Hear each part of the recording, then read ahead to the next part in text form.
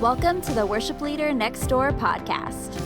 We're here to give encouragement and counsel and dig deep into the spiritual and practical issues encountered when leading others in expressions of musical worship.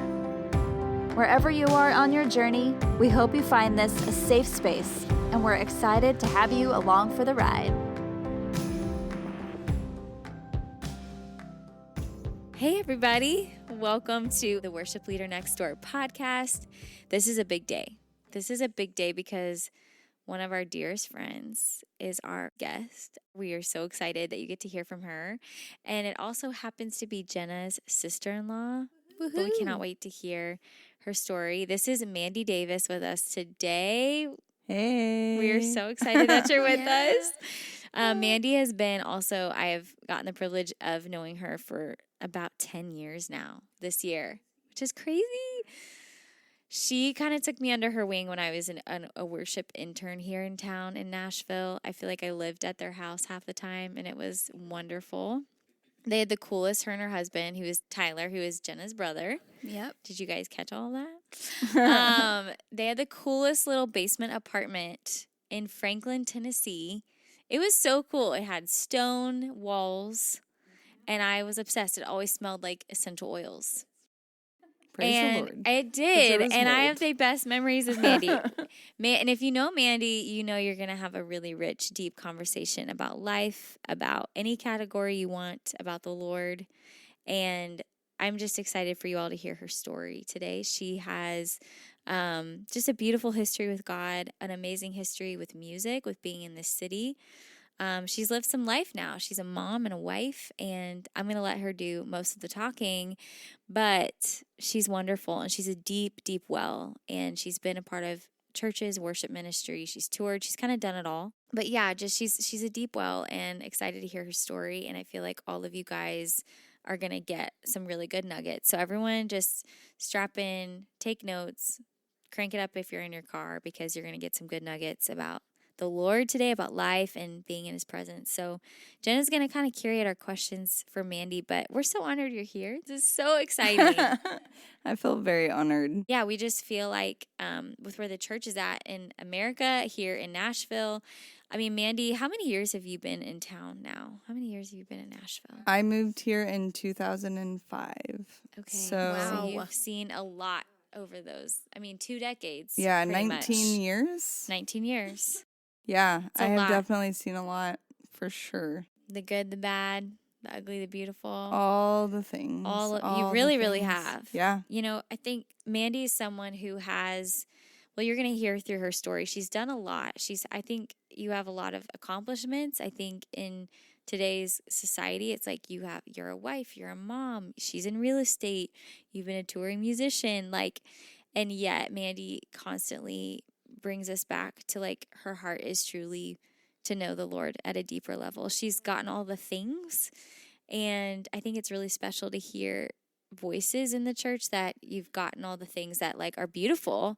Yeah. But those things can also can be distractions. They can have a place that can get tricky when we're musicians, when we are craving those accomplishments that we all are working towards. And I just am really excited for them to hear your story and your take. Yeah. So tell us a little of your story and how you've been in the worship, music, and church world over these last many years. All right. Well, I moved here in 2005, like I said, to go to Belmont. I lasted 1 year. Oh, that's funny. Yeah. So my desire in going to Belmont in the first place was I wanted to learn how to be in the industry, in the production side of the industry. And so I wanted to do events. I loved conferences. I loved stages, and I loved all the things that went into all of those things. And so I had been on staff with a church in Illinois before that, and felt like I needed to learn more in order to be effective on staff. And so that was my pursuit at Belmont, was to learn what I needed to learn so that I could do what I wanted to do, whether it was in a church setting or in a bigger arena. And so I made it 1 year, spent a lot of money because Belmont is not cheap. And within probably the first 6 months of being here, I met many people that were in the industry. And most of them were like, well, yeah, there was this guy that I met and he just like took me under his wing and taught me all the things. And here we go. And I was like, oh, wait, so what school did you go to? Oh, I got my GED, and I'm like, what? So like education wasn't really like the big thing for what you wanted to do. It wasn't. Experience. Yes. And so it was putting yourself in the right position and meeting the right people. And then you would kind of get your in and your start and you would go from there. And then obviously, you have to have talent that goes with that and a natural bent towards those things. But for the most part, it was who you knew. Yeah. And so knowing that, I was like, I don't want to keep paying for Belmont. And so I did learn a lot at Belmont, but then decided I wasn't going to continue on, but I wanted to be in Nashville. And so I stayed. And that first year of being there, the Lord was very clear to me and asked me to lay my instrument down, which was really hard for me to do. Before I got to Nashville, I was a classical musician, studied classical viola, but then even like by my senior year of college, had already, well, actually, it was more like probably my sophomore, junior year. I had really started getting involved in the worship team at Campus Crusade for Christ. And doing that really set me up for what the Lord had for me that I didn't even realize at the time. Yeah. But I joined in on that. I joined a band because I was so cool. Here in town? We played 2 shows, y'all. Okay. So sorry. That's why I'm making fun of myself. We had more band meetings than we actually had shows. And I was the band leader, which I'm literally a viola player. Like, I'm not the main dude, so but I was funny. somehow, I guess I'm the loudest. And so, Oh my gosh. and the most opinionated. Most influential. Yes. Yeah, So yeah. they wanted me to be the band leader. So I was the band leader. We opened for Matt Wirtz. Oh, So I love Matt Yeah. Wirtz. That's crazy. y'all, literally, we got the gig because my friend Brad was bringing Matt Wirtz in, paid to have him come, and Brad needed other fillers to start before. So there you Matt. are. So there we were, opening for Matt Wirtz. We didn't know. We were so young. I mean, I think we just wanted to be famous, to be honest. I don't think there was any depth to what we were going for. Yeah, like it just didn't work. But it was fun while it lasted. I learned a lot, but I got my bachelor's in music. Okay. And so when you're in that realm in college, you have to do juries. Okay. Yeah. Oh, Junior, I forgot senior about that. year. Mm-hmm. So I had to do juries both years. My senior year, I had convinced the music department to let me bring my band in for the second half of my jury. Never had been done. Wow. Yeah. I was like, okay, Come on, leader. I'm special. Come on. Yeah. No, it was fun. Like, it was really cool. Most of the time you go to juries and it's like no one's there. It's like your mom, Yeah. I remember maybe those. your best friend if they didn't have anything else that they were doing. Like, nobody wants to be at your juries. Yeah. They're boring. Yeah. I had the entire room packed out. Wow. Like, they were all coming Wow, to my concert. Mandy. It was So, awesome. For those of our listeners, not me, who don't know what that means, can you just explain that real quick? So a jury is basically your final in music. It's like a test. Like, yeah. So it's like your test. And so you So have you're to memorize performing- classical Yeah. pieces. I gotcha. And you're tested on your precision, your like all the things. Okay, And so it's your final. Yeah. Awesome. I had to do those too. Yeah. And they're intense. Like they're like that's you a lot. work all semester for them. So they're a huge deal. So the fact that I was able to get them to, Wow. pivot from doing Yeah. the classical thing the whole time was a big deal. That's so I don't fun. even know if it's ever been done since, but they did You're it for me. special. So Those anyway. are very fun. But that started me on a path. And so I also did a summer internship. So Campus Crusade for Christ does like summer programs. Yeah. And I did one, but it was for musicians. And Okay. so I was taken to Indiana, Okay. Carmel, Indiana. Uh-huh. I had a crush on a boy from there once. Oh, that's fun. Remember that? Random fact for you. There you How go. many cities does Jenna? Okay, Ooh, that sorry. could be fun. That's a different podcast. Totally different podcast. To keep going on my story, because I want to get to the Lord. But No, this is interesting. But like basically when I was in Carmel, you do like I think it was like 6 or 8 week training Yeah. in Carmel, and then you're sent out.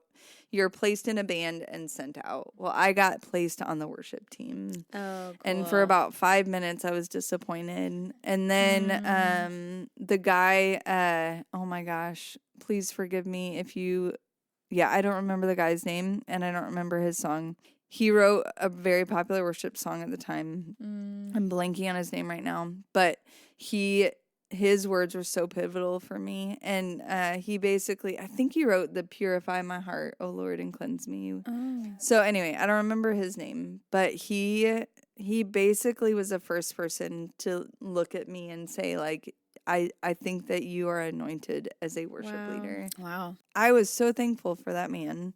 I'll probably go look it up tonight. But what he said was so key to me for my journey. And so he started that path for me. And then fast forward, I get done with my summer internship and I end up on staff at a church. I'm doing my church thing. My role there is production, coordinating the worship team. Yeah. That ended up being actually a really challenging season for me. But the Lord taught me some really deep things. But it stirred this desire for me to do more in that realm of, production, worship, all of that. And that's what I viewed worship as at the time, which is also key. Did you have more of a bent for like the musical side of it or the tech? Like what about like the big picture stuff? Or did you want to be like in the musical side of it? I wanted to be in charge. So you want to kind of run the I wanted event. to run them. Okay. I wanted to be, I wanted cool. to have a say. I think early on, the Lord talked to me a lot about worshiping in spirit and in truth. And I used to write out like what I would do to teach people that. And at the time, I thought it had to be through big conferences and all the lights and things. Yeah. So I think somewhere in there, I think that's what I was kind of trying to get all of the things in place for. Like, I need to understand how to do all of these things so that I can come back and actually influence my culture through spirit and truth. I've learned a lot since then, but that was where I came at it. And I think I don't know that I necessarily wanted to come at it from a certain angle. I just wanted to create something big. You wanted to feel some big purpose. Big purpose. Yeah. Yes. And so doing that, it was really cool. And I learned a lot from my time at that church. I learned a lot about pro presenter and how to coordinate multiple teams. I learned about the art of, forming a bond between the people on the team so that they could bring people to the Lord.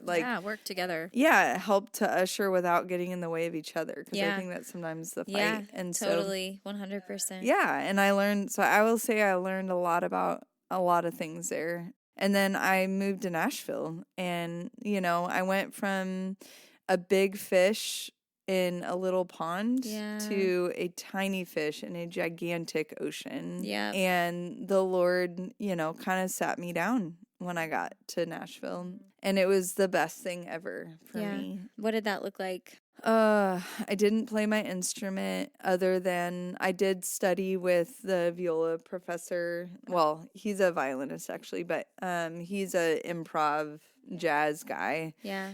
So I did study with him, played in a class or a jazz quartet and that sort of thing, but I didn't do anything outside of that, outside of my school. And so I literally just sat my instrument down and the Lord started to show me. He had already been showing me years before that, but he really showed me like, this isn't going to be mine. This will be from him. And I'm thankful for that now. Yeah. Yeah. But I just remember even like fast forwarding through the years, I did end up after my first year and I decided to stay, didn't go back to Belmont, got a job at the Nashville Symphony, the Skirmerhorn. That's right. It's such a magical place. Oh, it was fun. But I was dealing with all of the disgruntled patrons on the phone. Oh, and man. So, No. Customer service. Oh, that's a bummer. The amount of things. People probably said, Yeah. Some of the best things to you. Yeah, it was awful. Wow. What a bummer. But it was cool. I got to watch them practice. I got to be behind the scenes. I got to Wow. it was cool. It was a fun season for that. And so that was really cool. But then I Yeah. just felt like, I don't know, I just started to get a little bit, Restless.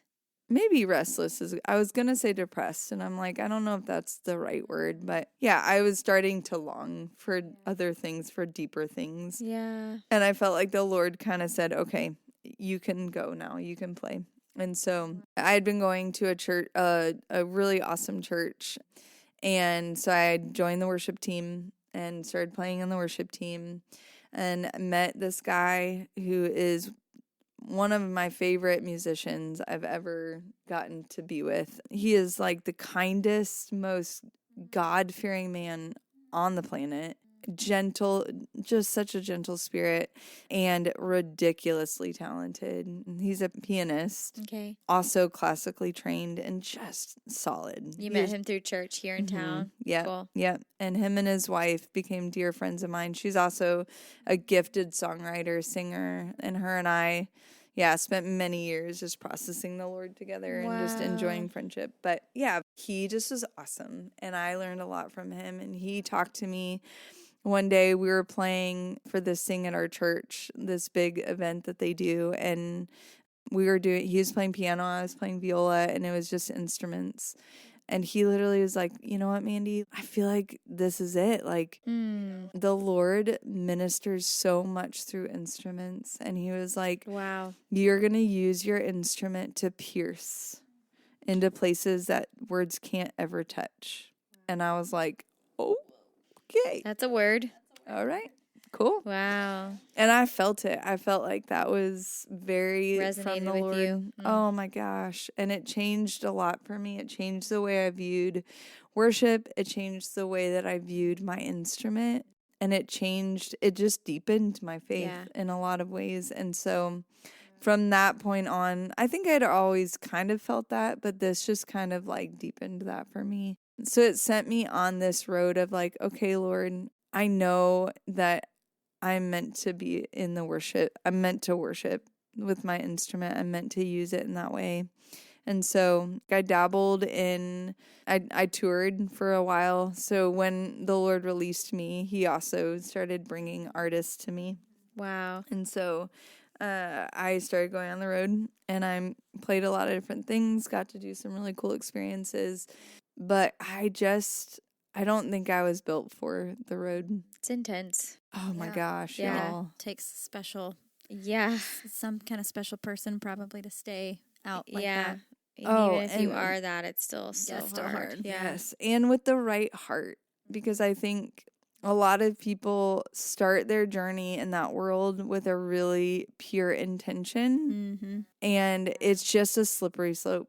Yeah. It's a slippery slope with fame, with, like just acknowledgement. Like I was literally a peon. Like I'm a string player. I'm not the main deal. And I didn't even get to be in the same green room as any of the artists. Oh, wow. Oh, man. But like people would catch wind of some of the people I played with. Yeah. And then all of a sudden I was like the hot commodity in the room. And I'm like, y'all. Who you know? And like just that gravitation towards idol worship it's just so strong, and proximity to importance. And oh my gosh. Yes. I could tell lots of stories there, but yeah. And it just really, it started to break me down and I started to resent people. I'd gone into it with rose-colored glasses. Like I'm gonna minister to so many people, and I'm gonna get on these big stages. I'm gonna get to save the world. Yeah, Lord, this is amazing. Yeah, like I'm buying into this really pure ministry, oh and my like gosh. it's not gonna be that nuanced and complex. It's very straightforward.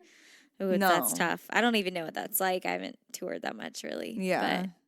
I mean, and I can't say like. I've toured my fair share, but I don't even know that I tapped into the depths of the industry the way I know so many have. Yeah, right. So many of our friends. Even. Oh my gosh, yeah. It's intense. It definitely takes. It just takes a very grounded person. Yeah, and so I wasn't there. I had to step down, and so right as I was beginning to kind of lose my energy for it. Yeah. I had started picking up graphic design, and Wow. that was the Lord as well. But that's what kind of allowed me to shift off the road. Forgot about that. Yeah. Yeah. And so, yeah. How was that transition off the road for you? Was it hard, or was that tough to lay down, or were you just so exhausted you were like, fine to? I was exhausted for about 5 minutes, and then it was tough. It was, my identity went through such a like spin, like it was one of those like, did I really just do all of that, and am I really done? Yeah. And and the interesting thing about my instrument is in that industry, like, you are kind of in a grouping of people. So as soon as you get out of their radar, somebody else comes in and they're the next viola player, right? Wow. And so you get Replaceable. replaced. You're very replaceable. Wow. That's hard mentally and emotionally to reckon with that. Oh, with your gift. 100%. Yeah, That's how hard. replaceable you were. Yeah. Yeah, like, so I would get calls for a while. I'd get calls, to do some things, and then that just faded, just continued to fade. And Oof. yeah, and it was really trying for me. And I still have some moments here and there where I'm like, oh, I wouldn't mind doing that again. Sure. Absolutely. Sure. Especially when my kids are driving me nuts. I'm like, get me on the I know. road. No, I'm just kidding. Yeah. I'm Get just me with kidding. the worshipers of the body of Yes, Christ. amen. That's so Amen. funny. But yeah, and I had some really sweet seasons with that. Like, and just Oh, yeah. a lot of the people I traveled with were dear friends. So it was just like a solid hang, yeah, with all the that's fun. sleepovers and, Like if it works out that way, yes, that's for real. awesome. Yeah, Yes. that's what everyone hopes when they go into Yes. this whole industry that they That's the would. dream. That's Yeah. half of touring is like Yeah. hiring people you want to hang out with. That's is right. what I've heard. Oh. Then so secondary true. musician. Yep. Yeah, because Cheers, you're yes. spending so much time together. Yeah. Oh my gosh. Yes. Small They're like your family. quarters. They Yeah. totally Sure. become Yeah. family. Yeah. No, and I mean, and to this day, there's people that I did enough touring with that I see them, and it's just my heart is happy to see them, And Yeah. so it's Beautiful. like I definitely see the sweetness of that that part of my story, Yeah. But when I think about some of the other stuff that I saw, I'm kind of like, it just makes me disheartened, and so I'm like, for that, I don't miss it, and I am happy to be where I'm at, and since getting off the road, and once I kind of got through some of my identity pieces, I got to experience some really cool things that kind of trumped what I experienced on the road, and that's helped. Wow. And so, I yeah. love that. Yeah, and one of those actually was with Jenna. Oh, I was wondering. Yeah, because I came off the road, and there was a little stint in there where I was just kind of hanging. I actually decided I was maybe going to move to California. Ooh, but instead fun. of The Lord's like, nope, you're staying here. Yep. But he basically told me, he was like, okay, Mandy, because I was spinning. I thought I was moving to California. And then I played with my friend at her church one night randomly. And I was playing, and afterwards the youth pastor came up to me and was like, hey, so you going to be a youth leader here? I was like, no, actually I'm moving to San Diego in 3 or 4 months. And he was like, oh, okay. Comes up later, I'm hanging out with another circle of kids, and he comes up to that group and goes, oh, have you guys met Mandy? She's going to be a youth leader here. Whoa. And I was like, dude, okay. Wait, like, where was what? that? That was This Aaron is DeBreha. Aaron DeBreha journey. Wow. So that's how I got to crazy. journey. He was Yeah. like, this is happening. This He is saw happening. that in Yeah, you. He yes, did. he totally did. And so that I'm very thankful that he did. yeah, too. That's how I met you. I mean, that's how I met Me you too. guys and my husband. So That is thank you, crazy. Jesus. Shout out to Aaron. Yes. Yeah, he's a good dude. Yeah, he is a good dude. It was cool. I ended up going to coffee with him and his wife, and I was like, Yeah. all right, what was that about? Because Yeah. I don't know you, and I'm legit moving. Like, signed the line, already, whatever, all the Wow. things. And so he was like, I just felt like the Lord wants you here. And I said, okay, I'm going to have to pray about it. And so I prayed and stewed and probably drove my friends crazy. But I Trying ended to up staying. process. Wow. I honestly didn't know that part of the story. Oh. Yeah, it's pretty cool. That's There you go. amazing. Yeah. That's really, truly wild that you rerouted because Aaron was bugging you about being youth leader. He saw that on your life. And youth leaders, man, little tangent from doing this podcast, the amount of times we've referenced youth pastors and youth leaders to help launch people into their God, their God life, their God track for what he has is coming up a lot. So shout out to you guys, because youth pastors, I think, can be, you feel like you're like the team B or the waiting to be the actual the real pastor. University. But it's like, no, you are shaping. Oh, they're carrying the next generation. Carrying a very vital part to the health of the church. Huge impact. Agreed. Huge. Yes. So anyways, totally agree. all of us have been impacted by multiple youth pastors at this point. Yeah. 100%. Oh, yeah. It is true. They come in at a really pivotal time of your life, So when he had convinced you to stay, yes. Obviously, you prayed about it. You're like, hey, okay, I'm going to stay in Nashville. Mm-hmm. And then ended up at Journey. Yeah. That's how we met. Yeah. The first time I ever led worship for Journey Youth the first time I led worship at Journey ever was for the youth group, and Mandy was playing viola. I was. So that was really fun. Yeah. And then she ended up marrying my brother. Super fun. So yeah. We became besties. Yeah. And then the rest is history. I thought I was going to be single for the rest of my life. I was already slotted to be a nun. I do remember that as well. That was a really impactful time for you. Well, and the Lord had shown me, like, I don't care where you go. I'm going to teach you what it really means to disciple. And I said, okay, Lord, here we go. And that season was really amazing. I got to not only disciple a group of women, I call them women now because they are all married with children. Yeah. Insane. That is wild. But I got to disciple them, and it was a beautiful season in that. And then I also got to disciple a worship team, and Jenna and I got to do that together. And one of the coolest parts of that whole thing was our worship retreat. Yeah. That we did. And I still think about that retreat a lot. But I watched kids experience the presence of God and experience what it means to worship. I watched a kid that was struggling in his instrument but wanted deeply to play this thing. And in that weekend, I watched the Lord transform him. Wow. He actually became a really solid musician. Wow. And it wasn't because we worked on his musical skills. It was because we worked on his heart. And I will never forget that. And he's just such a good dude.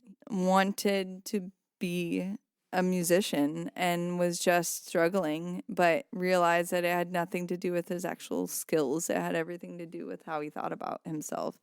And, that's really rich. Yeah. Holy it was cow. Cool. So that was transforming for me. Of course. And I got to see the blessing of that. And it just was a cool season of really getting to mentor these kids and, teach them. Like, one of the things that I really honed in on with them is just this idea that, just because there's somebody standing up there with a microphone leading the people does not mean that everybody else is secondary. Yeah. You need to own your own craft, and you need to lead as well. And some of that actually, the way you carry yourself before the Lord matters more than the way you carry your instrument. Wow. And so you need to minister, you need to create your own relationship with the Lord and really build a foundation with the Lord, because otherwise you are not fit to be up here leading people. Yeah. Even as a secondary instrument. And so and that's what the Lord showed me. That was a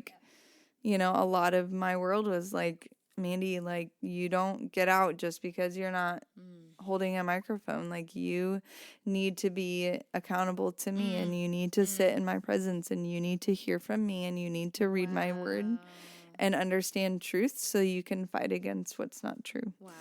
So anyway, so it just was cool. And it was fun getting to do that with Jenna. Yeah. And solidified our friendship. And it makes me think of what we were talking about earlier. Before you got here, we were discussing the presence and the responsibility that we have just as believers, and then also obviously as people that are taking somebody with us somewhere we're going, you know, like as a leader and as a facilitator of an experience for people to just really encounter the Lord. We can't take people where we've never been and where we're not going. Yeah. And so like you're saying that, it's like that's what the Lord was instilling in you in that time, was to really press into knowing him and knowing his word. And so that what was coming out of you, like the flow of overflow of what was in you in your heart was your relationship with him ultimately, because that's what's going to come out, you know, on a Sunday morning or whatever, whenever you're leading other people.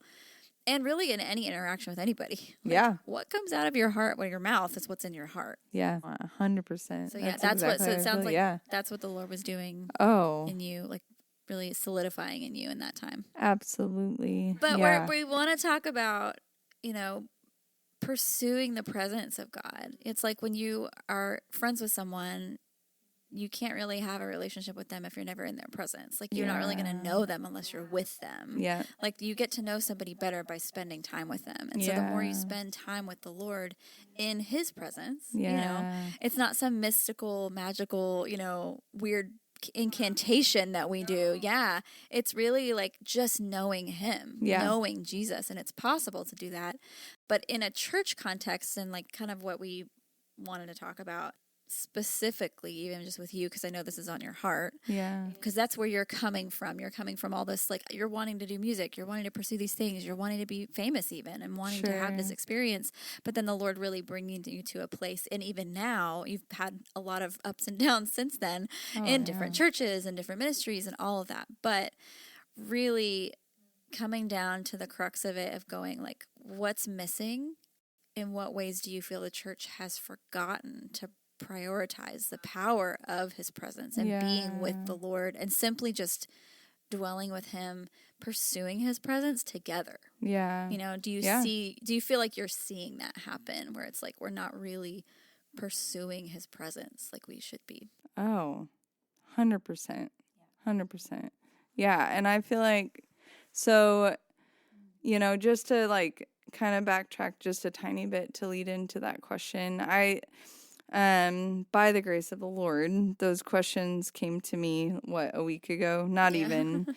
But I got to really sit on them and pray through it and just think about it for myself. And the journey that God has had me on in this last probably couple of years, I would say, I didn't realize how asleep I have been for a very long time in the way that I walked out my relationship with the Lord. Like, I never lost my faith. I never lost my belief in him. I knew that I was saved, but I didn't really try to walk in his presence the way that I am now. And I lost sight of the need for it almost, which is weird to say, because now I'm like, I don't even know how I lived for as long as I did. But I think I just got really comfortable, and I was in an environment where the people around me weren't really walking in it either. And so I think I just kind of followed suit to what was around me.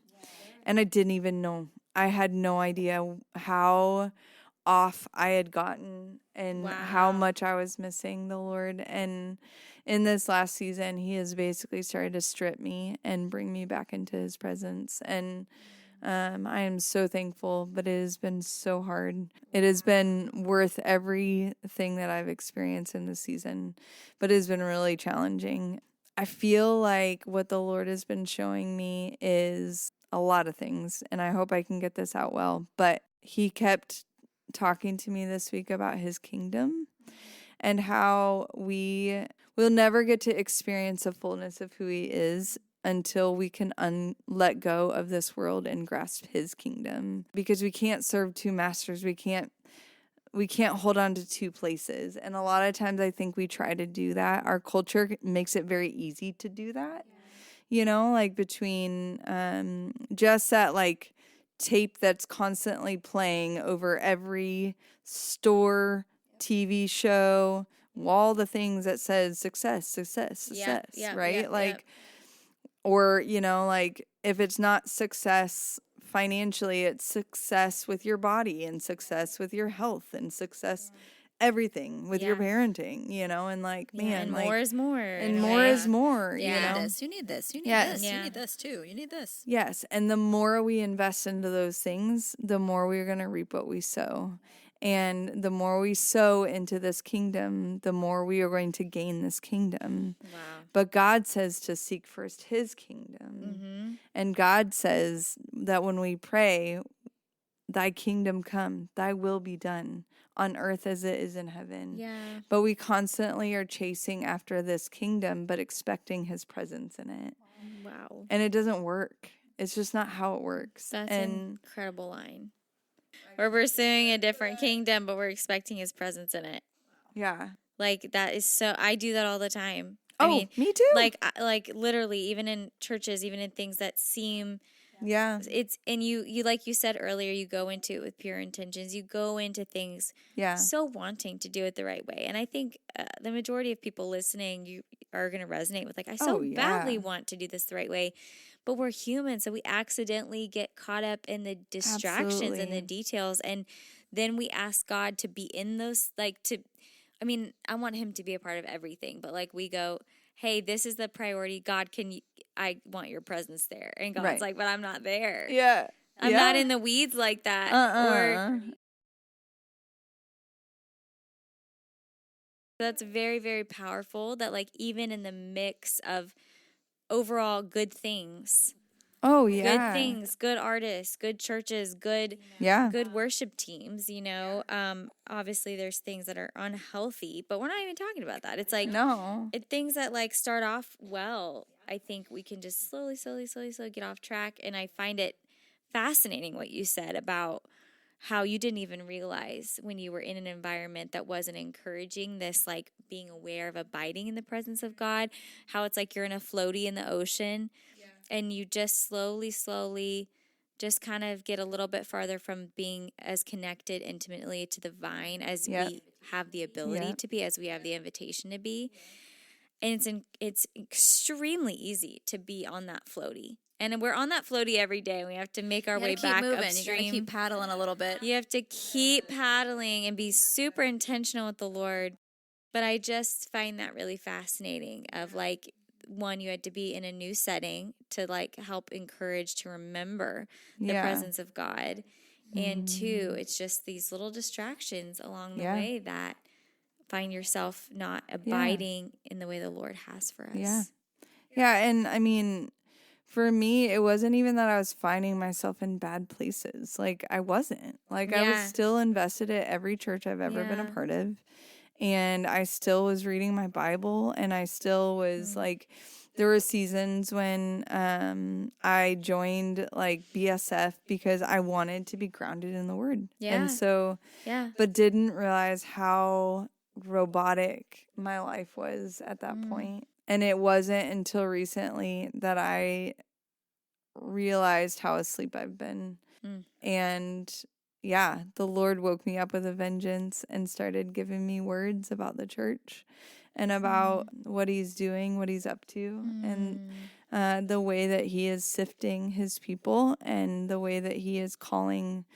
One of the words that he gave me is awake, O sleeper, awake. And I just pray that over every place I go. Awake, O sleeper, awake. Wow. Part of that awakening for me was I was listening to some guys from a church that I admire, and Jenna and I both admire a lot. And they were referring more to small groups, but they were talking about how whenever somebody joins in their small group, they always find out what their gifts are before they join in. And they said, we want to know what gifts they bring, because if we don't and we don't incorporate them immediately, they become spectators. Wow. And that was a dagger in my heart. And I went, you know what, Lord, that's it. That is what's happening, is that we've let go of our own intimacy with the Lord. We've neglected the gifts that he offers us, and we've neglected his presence. Yeah. And because of that, we have become mere spectators. Wow. And I think it's, he is calling his people to wake up from that place. Wow. And he's breaking up churches to do that. He's breaking up the model. He's breaking up the way people think about things. And he's calling his people back to him in his kindness. Yeah, I've seen it. I've seen it happening. it goes back to our intimacy with hearing his voice. And it's really about what we're missing out on. Like, it's like food. Yeah. Pizza is amazing and it tastes great. It's not super healthy if you only ever ate pizza. Right. Like, you It's have not to true eat nourishment. other things. Right. Yes. Yeah. It Yeah. tastes No. great, but it's like, okay, It's a fun moment. Yes. Yeah. Maybe a weekend thing. You know, I'm not going to have it every night. Although I do have a pizza currently in my fridge that my last 3 meals have been that. So it's fine. And how do you feel? And I need some Yeah, vegetables. Okay. I did eat salad a couple times with it, so that's fine. If I'm never eating vegetables, my body's I'm gonna notice. Like, my body's gonna tell me, hey, you need to eat some protein, or you need some fiber, or you need some like vitamin A. Like, you need those things. Your body's gonna tell you. Yeah. And so I think, and something that you had mentioned, Mandy, a while ago when we were talking about this, was that Jesus, the presence of the Holy Spirit, God's presence dwelling in and with us, is something that the cross made possible. And it's not just about salvation. Like, salvation, what a gift, right? But like that now we have access to the Holy of Holies. We get the real, living, breathing, beautiful relationship with the Holy One, you know, who, when we pursue his presence, we are changed and we see ourselves correctly, and we see him correctly. So when we see him correctly, we see ourselves correctly, and vice versa, I think, too. So being able to have that is just, it's going to be better for us ultimately. Oh, yeah. Like, and he wants to be with me. Like, he wants to be in my presence too. Yeah. What? Like, it's amazing. Yeah. So the way my husband, Tyler, the Lord actually gave him this word, but I was telling him, he was like, my salvation is perfect, right? Like, that is the crux of our faith, is Christ saving us from our own doom. But what the Lord showed him is, it's only the beginning, though. I saved you for something. I didn't just save you for the sake of saving you. I saved you because without my salvation, you could not be in relationship with me. Wow. Yeah. So I saved you for relationship. I saved you because I wanted to have a presence. I wanted you to be in my presence. Yeah. And so when we neglect that, we're neglecting the most beautiful part of our salvation. So we'll still go to heaven, but we've missed out on the best parts. Yeah. You know? Just being with him. It's like wanting to be married really bad. Like, you want to get married. Yeah. Oh my gosh, you finally get married, and then you never talk to your husband. Don't interact. Don't really interact with him. Like, you might see him, he might, in passing, you might say, hey, high five, or you might spend a few hours watching something on the couch one night on a Friday night, or you go to brunch Saturday morning, and then the rest of the week you just don't talk to him. Are we doing that? What was the point of getting married? Right. That's not real marriage. Right. You're not really in a relationship with someone. Yeah. Like, it's the real, like, It's digging the showing deeper. up. Yeah. Yeah. It's like we got to strengthen our legs a little bit. We got to strengthen who we are. And I'm like conscious of the time right now, but I feel like this could be a podcast within itself. But I think part of it is asking the Lord, like, if you're sitting there and you're going, man, like, I can feel this. Maybe it's just sitting with the Lord and going, Lord, what is keeping me from you? What are my distractions? And waiting and seeing if the Lord will speak those things to you and walking in those things, and maybe it'll mean shifting your nightly routine. That's been my story, is shifting my nightly routine. And literally my day, I'm cooking and I have the Bible and I'm reading and I'm worshiping and I'm just constantly meditating on the Lord. Wow. And I'm starting to experience his presence. But it's because all the other things are starting to fade, I made room.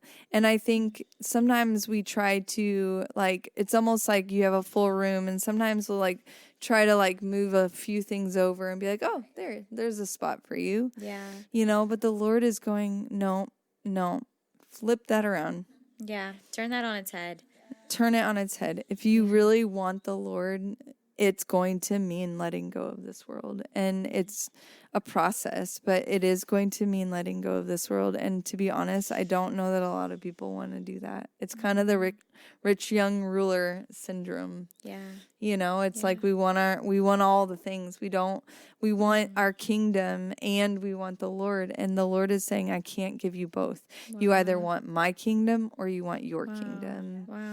And so, you know, and I think what kept me asleep for so long was that my husband and I were very busy building our kingdom. And we did. We built a pretty big kingdom. And we're watching it crumble a little bit. And the Lord in his kindness is not letting us fail. He's not letting us be destroyed by it. Yeah. But he is crumbling my kingdom. He's removing our kingdom so that he can replace it with his. Yeah. And man, what a great trade.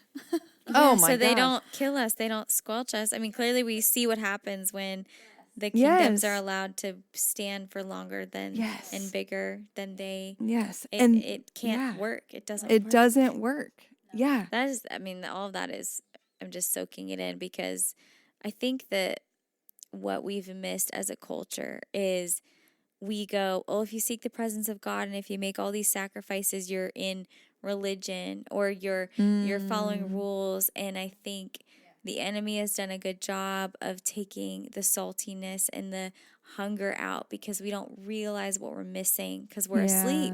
Yeah. And when like I always think of, I think it's in Psalm 34. I'm bad with references, but where it says, taste and see that the Lord is good. Yeah. You don't easily forget when you've become awake to who he is. No. And it like you're saying, if you show up, the other desires will start to fade.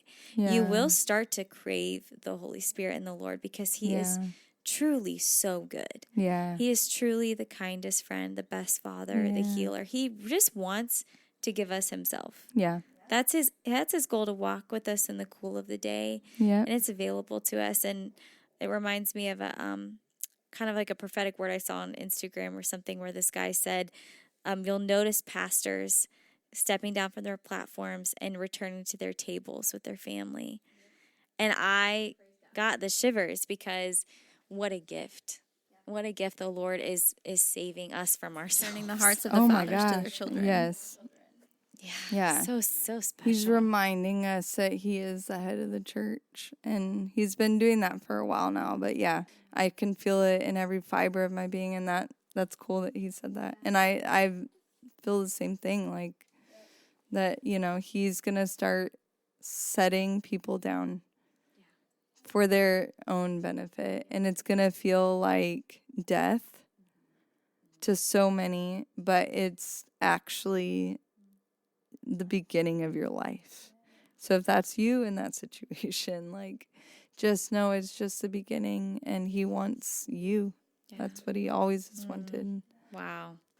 I guess we should wrap up, even though we could keep going. Oh, I know. So good. I love talking about this stuff. Well, there's always more podcast episodes to come. More to come. Cheers. But Cheers thank you for sitting down with us and talking about all these things and sharing your story and your heart. Totally. And my pleasure. Yeah, we're happy to have you. Yeah. Have you this on. was a This treat. Yeah. So many gold nuggets in there. I can't wait to listen to this again, just to feel your passion and just soak it all in again. So thank so you good. Guys. I feel very honored to be here. So it's fun. Awesome. I love it. Well, thank you guys for listening. We're so glad that you are joining us on this fun adventure. We are the worship leaders next door. So sure are, baby. Come on over. We're so glad that you're along for the ride. So tune in next week. We'll have a new episode. Thanks, Mandy. Yeah, Thank you, Mandy. We love you. Thank you. Love you guys. All right, we'll see you next week, guys. Thanks for tuning in. Bye. Yeah, bye.